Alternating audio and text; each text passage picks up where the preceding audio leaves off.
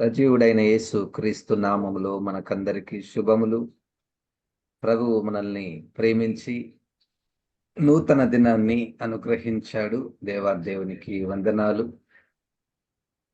కనాను యాత్రలో మన పితరుల ప్రయాణములో దేవుడు వారికి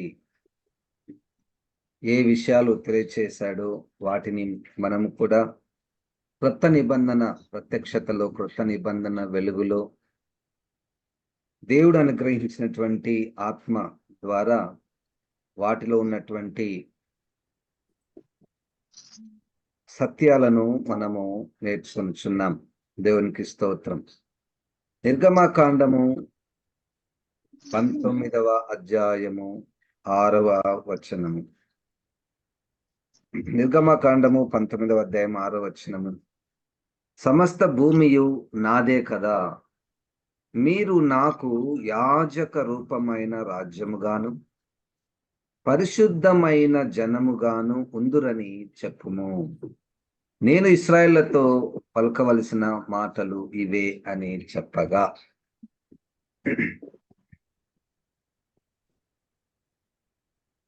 పరిశుద్ధమైన జనముగాను ఉందురని వారితో చెప్పము. ఈ మాట అంటే దేవుని యొక్క ప్రజలు పరిశుద్ధమైనటువంటి జనముగా ఉండాలి.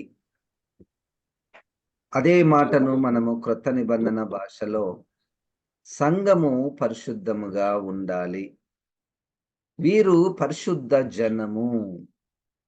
ఇప్పుడు దేవుని జనము అనుట ఒక ఎత్తు, దేవుని యొక్క పరిశుద్ధ జనము అన్నటువంటిది ఇంకొక ఎత్తైన మెట్టుగా మనము గుర్తించాలి. దేవునికి స్తోత్రం, హల్లెలూయా.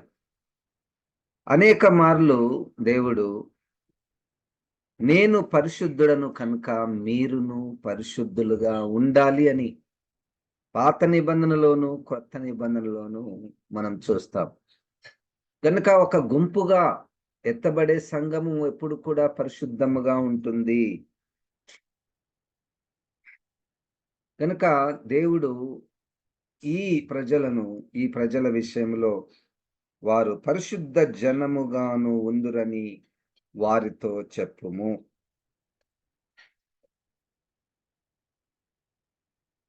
ఎఫెసీ పత్రికలో 5వ అధ్యాయములో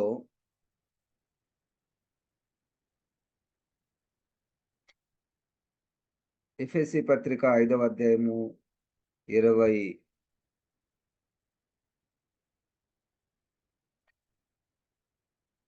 వచనం, 25వ వచనము. పురుషులారా, మీరును మీ భార్యను ప్రేమించుడి, అటువలే క్రీస్తు కూడా సంఘమును ప్రేమించి అది కళంకమైనను ముడత అయినను అటుది మరిది ఏదైనను లేక పరిశుద్ధమైనది గాను నిర్దోషమైనది గాను మహిమ గల సంఘముగాను ఆయన తన ఎదుట దానిని నిలవబెట్టుకొనవలనని వాక్యముతో ఉదక స్నానము చేత దానిని పవిత్రపరచి పరిశుద్ధపరచుటకై దాని కొరకు తన్ను తాను అప్పగించుకొనెను. ఒక గుంపు పరిశుద్ధముగా ఉండాలి అంటే మొదటి ప్రయత్నము యేసుక్రీస్తుదే. మొదట ప్రారంభము చేసేది యేసుక్రీస్తే. ఒక సంఘము పరిశుద్ధముగా ఉండాలంటే యేసు తన రక్తము ద్వారా, హల్లెలూయా, అది తన ప్రాణం పెట్టుట ద్వారా పరిశుద్ధపరచుట కొరకై దాని కొరకు తన్ను తాను అప్పగించుకొనెను. ఏ పాపము ఎరగనటువంటి యేసుక్రీస్తు మానవాళి రక్షణ కొరకై సిలువలో రక్తము కార్చాడు అన్నటువంటి ఆ కార్యమును పరిశుద్ధాత్మ దేవుడు దానిలో ఉన్నటువంటి ఆ వెలుగును మనకు బయలుపరిస్తే మనము పాపమునకు దూరముగా ఉంటాము, పరిశుద్ధతను మనము కోరుకుంటాము. నంబర్ 1, మనం ఎట్లా పరిశుద్ధ జనముగా ఎంచబడేది అంటే యేసు రక్తము ద్వారా మనము పరిశుద్ధపరచబడుతూ ఉంటాము. నంబర్ 1. నంబర్ 2, వాక్యమును అటువంటి ఉదక స్నానము చేత, అంటే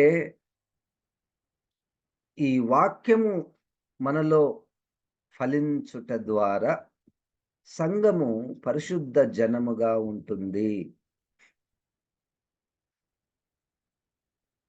అంటే మన జీవితంలో ఇప్పటి వరకు ఏదైనా ఒక మార్పు వచ్చి ఉంటే, వచ్చింది. తప్పకుండా వచ్చింది. ఎట్లా వచ్చింది అంటే, మనం వాక్యము వింటూ, వింటూ, వింటూ, చదువుతూ, చదువుతూ, బోధిస్తూ, బోధిస్తూ, ఈ ప్రక్రియ కొన్ని సంవత్సరాలుగా మనలో జరుగుతుంది కాబట్టి మనకు తెలియకయే మనము పరిశుద్ధతలో కొన్ని మెట్లు ఎక్కగలిగాము. అంతకుముందు శరీర కోరికలను, మనసు కోరికలను తీర్చుకునేటటువంటి మనము వాటిని మానివేయుటకు కారణము వాక్యము. హల్లెలూయా! అయితే ఈ వాక్యంలో కూడా ఇంకొక మాట మనం చెప్పుకోవాలి.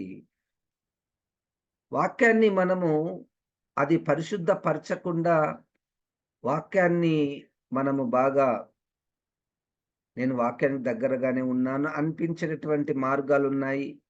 కానీ మొత్తానికి మన దగ్గర వాక్యం ఉంది అంటే దాని యొక్క గురి మనల్ని పరిశుద్ధపరచుట. పరిశుద్ధపరచుట అనగా అంతకుముందు అక్కడక్కడ అపరిశుభ్రంగా ఉన్నది. ఆ అపరిశుభ్రమైనటువంటి దాన్ని మనము ఫస్ట్ ఇది ఉందా లేదా అని గుర్తించాలంటే కూడా మనకు వాక్యమే కావాలి. అంతే కదా! ఇప్పుడు మనము ఒక ఇంటిలో దుమ్ము పడింది మనకు తెలిస్తే అప్పుడు మనం దాన్ని క్లీన్ చేస్తాం. అట్లే నాలో ఏదైనా అపవిత్రమైనటువంటిది, చీకటి సంబంధమైనటువంటిది ఉంది అని నాకు ఫస్ట్ కనపడాలి. కనపడకపోతే నేను దాన్ని క్లీన్ చేసుకోవడానికి నేనేం ప్రయత్నం చెయ్యను. ఇది చాలా ముఖ్యము. ఒక్కొక్కసారి మనం చేసేటటువంటి దేవునికి విరోధమైనటువంటి పనులు మనకు కనపడవు.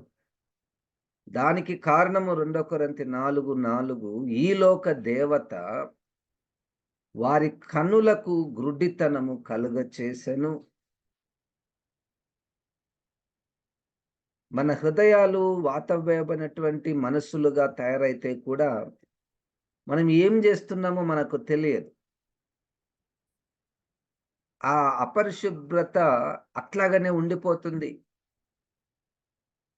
కొన్ని క్రైస్తవ కార్యక్రమాలు చేయుట ద్వారా మనము మంచిగానే ఉంది, ఇప్పుడు ఏం తక్కువైంది, మంచిగానే ఉన్నాం కదా అన్నటువంటి స్వయం సంతృప్తితో మనం జీవిస్తూ ఉంటాము. ఈరోజు పరిశుద్ధాత్మ దేవుడు మాట్లాడుతున్నాడు.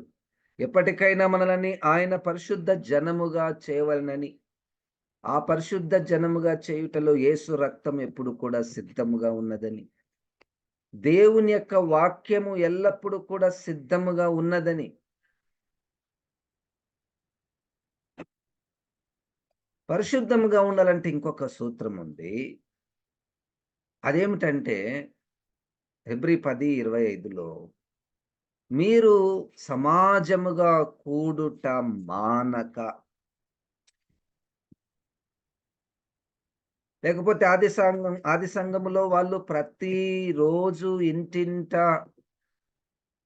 రొట్టె విరుచుచుండిరి, ప్రార్థన చేయుచుండిరి, అపోస్తల ఉపదేశమును వినుచుండిరి.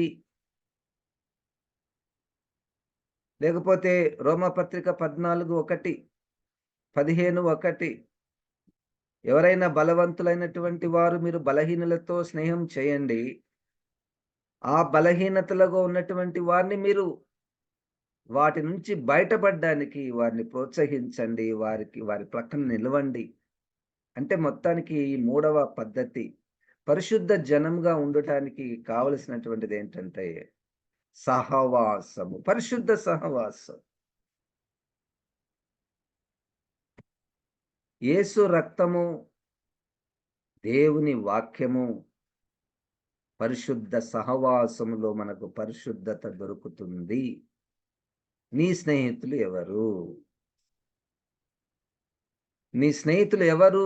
ఎటువంటి స్నేహితులను మనము కోరుకుందాము?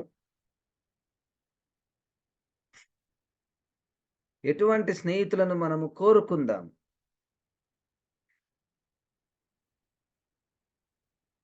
నేను యవ్వనస్తునిగా ఉన్నప్పుడు నాకొక స్నేహితుడుండేవాడు. మా గుంపులో అందరికంటే ఆ వ్యక్తి చాలా పరిశుద్ధుడు, నమ్మకమైన వాడు, వాక్యాన్ని ప్రేమించువాడు, సువార్తను ప్రకటించువాడు. అప్పటికి నా జీవితం దేవునికి దూరంగా ఉన్నది. అప్పుడు ఆ వ్యక్తితో నేను ఉండాలని, ఆ వ్యక్తితో సహవాసం చేయాలని, ఆ వ్యక్తితో నడవాలని ఇష్టపడేది. కనుక నీకు తెలిసినటువంటి వారిలో ఎవరు నీతిని, పరిశుద్ధతను, వాక్యమును, పరిచర్యను ప్రేమించువారున్నారో వారితో నువ్వు సహవాసం చేయాలి. అది మనల్ని పరిశుద్ధపరుస్తుంది. హల్లెలూయా! ఇది కేవలము లోకంలో ఉన్నటువంటి స్నేహం గాదు. నీకవసరం ఉన్నప్పుడు నేను జేస్తా, నాకు అవసరం ఉన్నప్పుడు నువ్వేదైనా సహాయం చేయి, డబ్బులియి. ఆ! కలిసి ఈ వ్యాపారాలు చేద్దాము. ఆ సహవాసం వేరే. ఇప్పుడు పరిశుద్ధంగా చేయబడాలి అంటే సహవాసము. హల్లెలూయా! యేసు రక్తము. ఎప్పటికైనా ఆ 19వ అధ్యాయము 8వ వచనములో, ప్రకటన గ్రంథము 19:8లో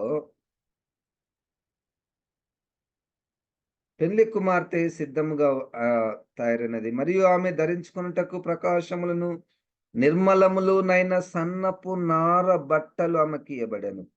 అవి పరిశుద్ధుల నీతి క్రియలు. ఇది సంఘము. ఆ! పైన గొర్రెపిల్ల వివాహోత్సవ సమయము వచ్చినది. ఆయన భార్య తన్ను తాను సిద్ధపరచుకొని ఉన్నది. గనుక మనం సంతోషపడి ఉత్సహించి ఆయనను మహిమపరచెదమని చెప్పగా వింటిని. సిద్ధపరచుకొని ఉన్నది. తన భార్య అనగా వధువు సంఘము పరిశుద్ధుల నీతి క్రియలతో సిద్ధపరచుకొని ఉన్నది. నంబర్ 3. నంబర్ 4 అంటే పరిశుద్ధ జనముగా మనం ఉండడానికి. దేవునికి స్తోత్రం. హల్లెలూయా! ఇది మొదటి పేతురు పత్రికలో 1వ అధ్యాయములో పేతురు గారు, అపోస్తలుడైనటువంటి పేతురు గారు ఒక ఉదాహరణగా ఒక బంగారు గురించి మాట్లాడుతూ, బంగారులో ఉన్నటువంటి ఏదైనా మలినము, ఏదైనా ఒక లోహం తీసుకొని, అంటే బంగారు యొక్క స్టేజ్‌లో ఉన్నప్పుడు దానిలో ఉన్నటువంటి మలినములన్నిటినీ తీసివేయుటకు ఎట్లయితే అది అగ్నిగుండా వెళ్తుందో, అగ్నిగుండా వెళ్ళినప్పుడు అది మంచి సువర్ణమయముగా తయారవుతుంది. విలువ కలిగినటువంటి ఇదిగా తయారవుతుంది. అట్లే క్రైస్తవులు శ్రమల గుండా వెళ్ళినప్పుడు పరిశుద్ధపరచబడుతారు. హల్లెలూయా! మొత్తానికి మనము పరిశుద్ధ జనముగా ఉండాలి. దానికి ఆ గురికి అక్కడికి చేరుకోవడానికి ప్రారంభము నేనే. ప్రారంభము నువ్వే. మన సంఘాలు ఉట్టిగనే బాగుపడవు. ఎప్పుడూ ఆ సంఘం బాగాలేదు, ఈ సంఘం బాగాలేదు, వాళ్ళిట్లా, వీళ్ళిట్లా అనే దానికి పరిష్కారము మొట్టమొదటగా నా దగ్గర నుంచే ప్రారంభము కావాలి. నేను పరిశుద్ధతను కోరుకోవాలి. వెంటనే నేను నా భర్త, నా భార్య, నా పిల్లలు, నా తల్లిదండ్రులలో పరిశుద్ధత కొరకు, వారి కొరకు మనము ప్రార్థన చేయాలి. లేకపోతే వారు ఎత్తబడే గుంపులో వారు ఉండరు. పరిశుద్ధత లేకుండా ప్రభువును చూడలేము. పరిశుద్ధత లేకుండా ప్రభువును చూడలేము. అయితే ఇంకొక గుడ్ న్యూస్ ఉంది. చాలా మంచి గుడ్ న్యూస్ ఉంది. అదేమిటంటే మనకు కనపడుతది. అయ్యా! పరిశుద్ధంగా ఉండాలంటే ఎవరికి సాధ్యము? ఎవరికి సాధ్యము. ఏదో ఒక తప్పు ఉంటది సార్ అందరూ ఈ మాట నేను అసందర్భంగా చాలా సార్లు వాడుతున్నటువంటి మాట నేను వింటూ ఉంటాను. నీతిమంతుడు ఒక్కడును లేడు. ఎవరును లేరు. 3వ అధ్యాయం 11వ వచనంలో రోమా పత్రికలో. ఈ మాట అన్ని సందర్భాలలో ఉపయోగిస్తూ ఉంటారు. No, no, no. అది రక్షణ పొందక మునుపు. రక్షణ పొందక మునుపు ఆ కార్యము. 3వ అధ్యాయం 23వ వచనంలో అందరూ పాపము చేసి దేవుని మహిమను పొందలేకపోవచ్చున్నారు రోమా పత్రిక. కానీ గనుకనే నెక్స్ట్ వచనం. దేవుని మహాకృప ద్వారా పూర్వం చేసినటువంటి పాపములన్నిటినీ ఆయన దాన్ని మర్చిపోయి యేసు రక్తము ద్వారా ఉచితముగా మనలను ఆయన నీతిమంతులుగా చేసెను. ఇంగ ఇప్పుడు అది అంతకుముందు ఉన్నటువంటిది లేదు.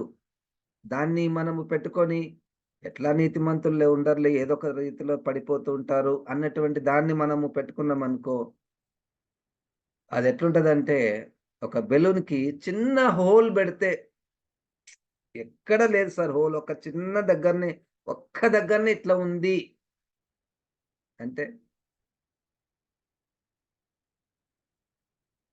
ఒక ట్యాంక్‌కి, నీళ్ళ ట్యాంక్‌కి ఏమంత కారదు గానీ, ఒక చిన్న హోల్ ఉంది అంతే. అంటే మనము ఓకేలే పర్వాలేదులే అనుకుంటామా? దాని తర్వాత ఆ నష్టము రోజు రోజుకి పెరుగుతుంటది. ఒక చిన్న లోపము దాన్ని అట్లే పెడితే పర్వాలేదులే ఇంక మిగతాయన్నీ బాగానే ఉన్నాయిలే అని అట్లే పెడితే అది హోల్ ఇంకా ఎక్కువవుతుంది. ఇంగ్లీష్‌లో ఒక సామెత ఉంది. ఎ స్టిచ్ ఇన్ టైమ్ సేవ్స్ 9 అని.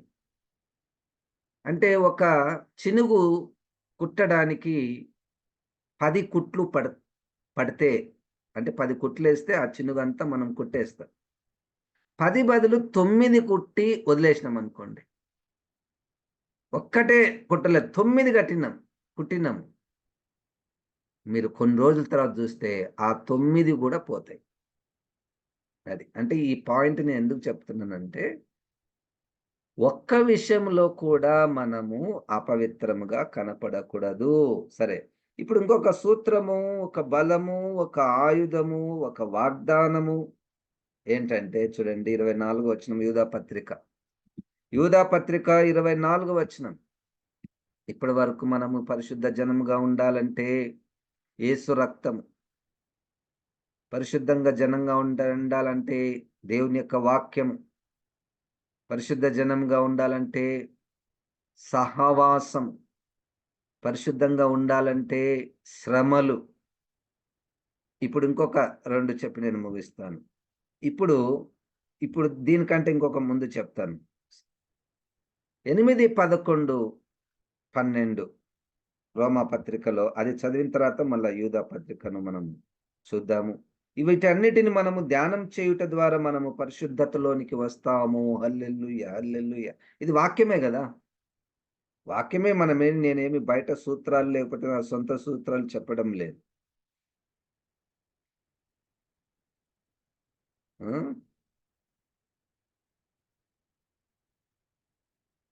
13 వచనము. మీరు శరీరానుసారంగా ప్రవర్తించిన ఎడల చావవలసిన వారయుందురు గాని, ఆత్మ చేత శరీర క్రియలను చంపిన ఎడల జీవించెదరు. మొత్తానికి మనల్ని పరిశుద్ధంగా లేకుండా జేసేది శరీర క్రియలే గదా! గలతీ 5:20 అక్కడున్నటువంటి శరీర క్రియలన్నీ మనలో ఉన్నాయి. ఆ శరీర క్రియలను తీసివేయాలంటే ఏంటి సార్? ఏమన్నా సూత్రం ఉందంటే, పరిశుద్ధాత్మ శక్తి వలన ఆ శరీర క్రియలు చంపబడుతాయి. ఇప్పుడు మనం పరిశుద్ధాత్మ దేవుని మీద ఆధారపడుట. నిజంగా మనము ఆహ్, ఆ తప్పిదాలు, ఆ లోపాలు, ఆ పాపాలు మనం చేస్తున్నప్పుడు చేయాలని శోధన వచ్చినప్పుడు పరిశుద్ధాత్మ దేవా! నువ్వు నాకు వాగ్దానం చేశావు. నాకు ఈ శరీర క్రియ నాలో ఉంది. నాలో పగ ఉంది. నాలో క్రోధం ఉంది. ఆ! ఆ శరీర క్రియ కక్షలున్నాయి. జారత్వం ఉన్నది. ఇంకా ఎన్నో పరిశుద్ధాత్మ దేవ నువ్వు చెప్పినావు గదా! ఆ శరీర క్రియలను ఆత్మతో మీరు చంపిన ఎడలని నాకు చేత గాదు. నువ్వే నాకు సహాయం చేయాలి పరిశుద్ధాత్మ దేవా అని ఆయన మీద, ప్రభువు ఆత్మ మీద ఆధారపడితే అప్పుడంట ఆయన వెంటనే క్లియర్‌గా చూపిస్తాడంట. ఈ మార్గమా? ఈ మార్గమా? ఈ మార్గం పోతే తీర్పు మార్గము. ఈ పని చేస్తే నీకు తీర్పొస్తది, శిక్ష వస్తది. ఇదిగో ఈ మార్గము, ఇది పరిశుద్ధ మార్గము అని పరిశుద్ధాత్మ దేవుడు మనకు క్లియర్‌గా అప్పుడు మనకు చూపిస్తాడు. అప్పుడు మనము తీర్పు మార్గానికి, పాపపు మార్గానికి వెళ్ళకుండా మంచి మార్గానికి, పరిశుద్ధ మార్గాన్ని మనం ఎంచుకుంటాం. అంతే, ఇది చాయిస్.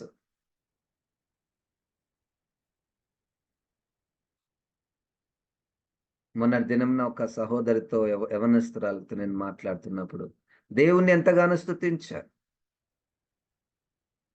పాస్టర్ గారు మనం అది సాధించాలంటే అన్ని విషయములలో సత్యముగా ఉండాలి.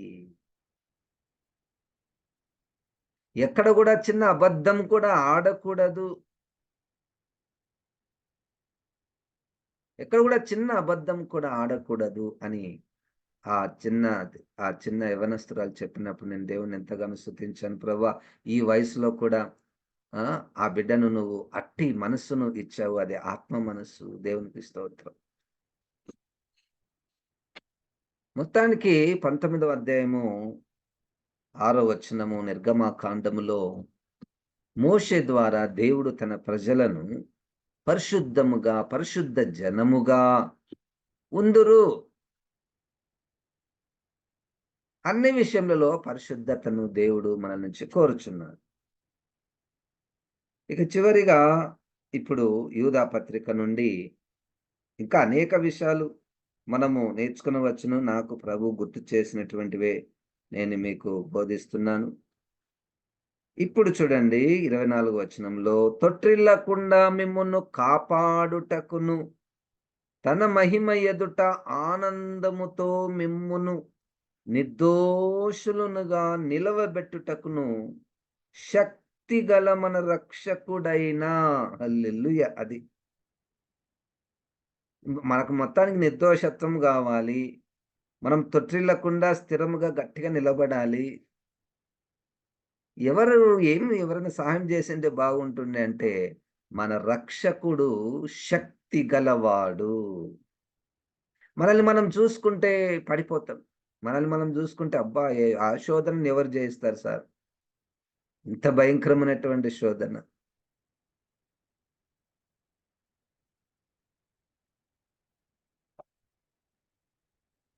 మొన్నటి దినమున ఒక షాప్‌కి వెళ్తే వాళ్ళు మాట్లాడుకుంటున్నారు. ఈ మందు తాగే విషయంలో వాళ్ళు మాట్లాడుతూ, అబ్బా! హ్మ్. మనము ఒక్కసారి దానికి ఒక్కసారి మనం అలవాటైతే ఇక మన కంట్రోల్‌లో మనం ఉండము సార్. దాన్ని చూస్తేనే అది మనల్ని కంట్రోల్ చేస్తుంటది. అది చెప్పినట్టు మనం వినాలి. అంత కంట్రోల్ కలిగినటువంటి వస్తువులే అవి. ఒక లిక్విడ్, ఒక లిక్విడ్ ఎంత మనిషిని ఇట్లా కంట్రోల్ చేసేస్తుంది. మనిషిని కంట్రోల్ చేయడం గాదు. కుటుంబాలే నాశనం అయిపోతాయి. ఒక లిక్విడ్, ఆ లిక్విడ్ గూడా ఏమన్నా టేస్ట్ ఉంటదా? ఒక పెద్ద మనిషి చెప్తున్నాడు. అసలు అది ఎట్లుంటదంటే, ఆయన చెప్తున్నాడు. ఎలక చనిపోయిన తర్వాత ఒక 4, 5 రోజులు నీళ్ళలో ఉన్న తర్వాత దాని నుంచి వచ్చే వాసన ఎట్లుంటదో అట్లా ఉంటదంట. దాన్ని ఇష్టపడి, కష్టపడి, డబ్బులు వెచ్చించి, దాన్ని తాగి అంటే ఇప్పుడు ఆ తాగుబోతులను మనము పాయింట్ ఔట్ చేయడం అనేటువంటిది ఉద్దేశ్యం కాదు. వాళ్ళకొకటుంటది, మనకొకటుంటది.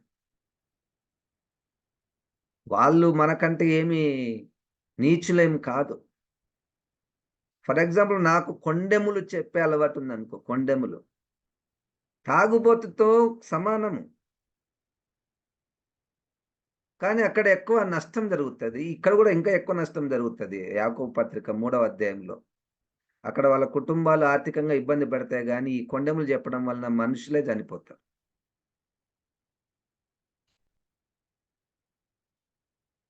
మొత్తానికి మనకు కావలసినటువంటిది పరిశుద్ధత, వ్యక్తిగతముగా, కుటుంబముగా, సంఘముగా, పరిశుద్ధ జనముగా మనము తయారు కావాలి. మనకెన్నో సూత్రాలను దేవుడు బైబిల్‌లో రాయించి ఉంచాడు. జేసు రక్తము, దేవుని వాక్యము, సహవాసము, శ్రమలు, ఆత్మ, ఇవన్నీ మనం కోరుకోవాలి. ఇవన్నీ మనం కోరుకోవాలి. ఇంకొక వచనం నేను చూపిస్తాను. ఫిలిప్పీ పత్రికలో నన్ను చాలా బలపరిచినటువంటి వాక్యము 2వ అధ్యాయము 13వ వచనము. చాలా సార్లు ఇది నేను మీకు చూపిస్తున్నాను. ఎందుకనగా మీరు ఇచ్చయించుటకును, కార్యసిద్ధి కలుగు చేసుకునుటకును, తన దయా సంకల్పము నెరవేరుటకై మీలో కార్యసిద్ధి కలుగచేయువాడు దేవుడే. ఇది యూదా పత్రిక 24 వచనము సేమ్. మీరు ఇచ్చయించుటకు అంటే ఇష్టపడుటకు, పరిశుద్ధతను ఇష్టపడుటకు, నీతిని ఇష్టపడుటకు, దానిని కార్యసిద్ధి చేయుటకు శక్తిగల మన దేవుడు. కార్యసిద్ధి. ఇష్టము అంటే డిజైర్, కార్యసిద్ధి అంటే యాక్షన్. యాక్షన్ చేయాలి. మనం ఒక్కొక్కసారి ఇష్టపడతాం. ఎవరికి ఇష్టం ఉండదు. అందరికి ఇష్టమే ఆ పని చేయకూడదని. ఆ శరీర క్రియలు లేకుంటే బాగుంటుండే అని మనకు కనపడుతుంది కదా! ఆ అనపడేదే దేవుని కార్యం. హల్లెలూయా! మొదటిది అది. రెండవది, ఆ శోధనొచ్చినప్పుడు నువ్వు దాన్ని చెయ్యకుండా ఉండుటకు దేవుడు శక్తిని అనుగ్రహిస్తాడు. దేవునికి స్తోత్రం. పరిశుద్ధంగా ఉండుట.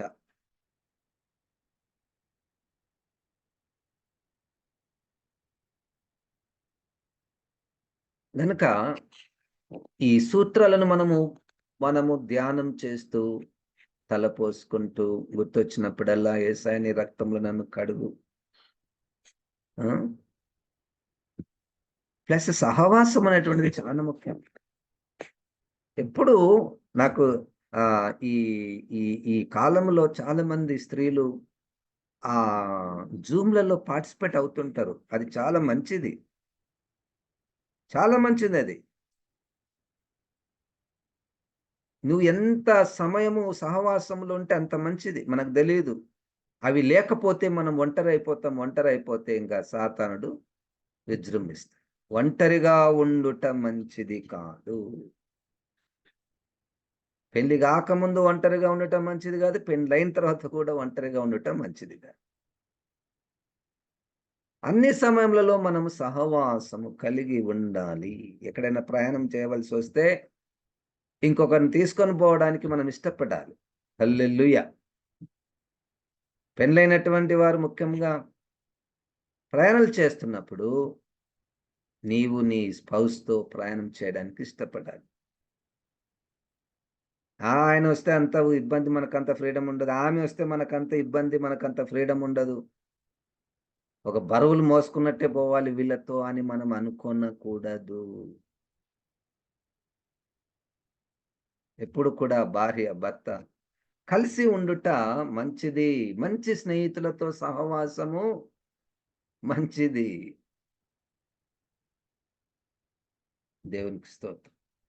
కనుక ప్రియులారా, ఈరోజు పరిశుద్ధాత్మ దేవుడు మనకు కావలసినటువంటి వాక్యాన్ని దయచేశాడు. వీటిని మనం నెమరు వేసుకుంటూ ఉందాము. ఆ పద్ధతులు ఇంకా ఎన్నో ఉంటాయి. నాకు ఇప్పటికైతే అవే గుర్తు ఉన్నాయి. ఇక ఎన్నో పద్ధతులు పరిశుద్ధపరచబడడములో క్రీస్తు నిమిత్తం ఏదైనా శ్రమొస్తే తీసుకుందాం. మంచిదది. మనల్ని పరిశుద్ధపరుస్తుంది. చాలామంది నాకు చెప్తారు, "ఈ కష్టం నాకు రావాల్సిందే సార్. ఈ నష్టం నాకు జరగాల్సిందే. లేకపోతే నేను ఎట్లా ఉంటా? ఈ స్థితిలో ఉన్నానంటే ఆయన నన్ను కష్టపెట్టినందుకు, నష్టపెట్టినందుకు, శిక్షించినందుకే ఈరోజు కొంచెం ప్రార్థన చేసుకోగలుగుతున్నా, వాక్యాన్ని చదవగలుగుతున్నా." చూడండి. ఆ ఆ శ్రమలు మనల్ని పరిశుద్ధతలోనికి నడిపిస్తాయి. కోరుకుందాము. వీటన్నిటిని మనం కోరుకుందాము. పరిశుద్ధ జనముగా మనము ఆయన రాకడ కొరకు సిద్ధపడదాం. ప్రార్థన. ఆత్మదేవా, నీ వాక్యమును బట్టి నీ వందనాలు. ఈ మాటలు మాలో ఫలింపచేయుము. ఈ దినమంతా వీటిని మేము జ్ఞాపకం నెమరు వేసుకుంటూ ప్రభా ప్రార్థనలో కొనసాగుటకు సహాయం చేయమని యేసు నామమున ప్రార్థిస్తున్నాము తండ్రి. ఆమేన్. ఇప్పుడు మన పరమ తండ్రి అయిన దేవుని యొక్క ప్రేమయు, ప్రభువైన యేసుక్రీస్తు రక్షకుని యొక్క యేసుక్రీస్తు, రక్షకుడైన యేసుక్రీస్తు యొక్క సహవాసము, సహాయం, పరిశుద్ధాత్మ దేవుని యొక్క నింపుదల మనకందరికి సదాకాలము తోడై ఉండును గాక. ఆమేన్. ఆమేన్. దేవుడు మనల్ని దీవించును గాక.